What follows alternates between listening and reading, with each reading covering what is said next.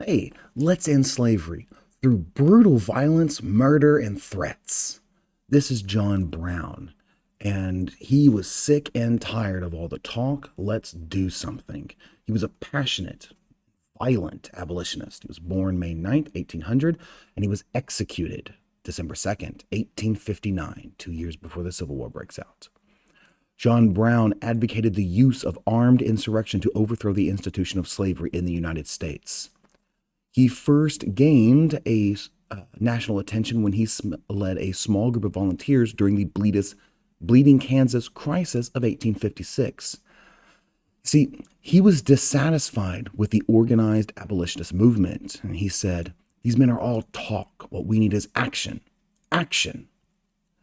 In May 1856, Brown and his supporters killed 5 supporters of slavery in the Potawatomi Massacre, which responded to the sacking of Lawrence by pro slavery forces.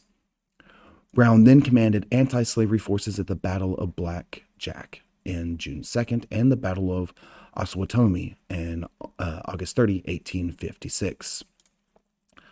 In October of 1859, Brown led a very famous raid on the Federal Army at Harper's Ferry, Virginia, today in West Virginia. And he was intending to start a slave liberation movement that would spread south through the mountainous regions of Virginia and North Carolina. There was a draft constitution for the state he hoped to establish. He seized the armory, and 7 people were killed, and 10 or more were injured.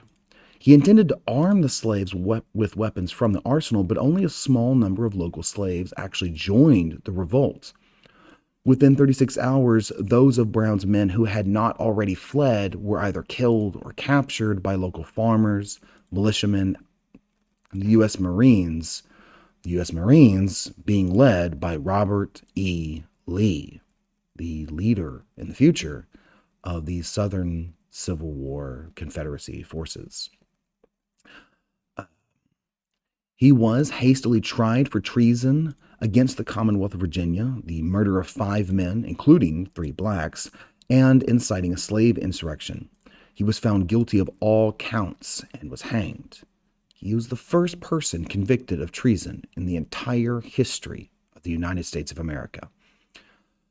So, historians agree that the Harper's Ferry raid and John Brown's trial, both covered extensively by the national press at the time, escalated tensions that led to the South's secession a year later and the American Civil War. John Brown's raid captured the nation's attention. Southerners feared that it was just the first of many Northern plots to cause a slave rebellion that might endanger their lives, while Republicans dismissed the notion and claimed that they would not interfere with slavery in the South. John Brown's Body was a popular Union marching song that portrayed him as a martyr. I hope you're learning, and I hope you're having fun.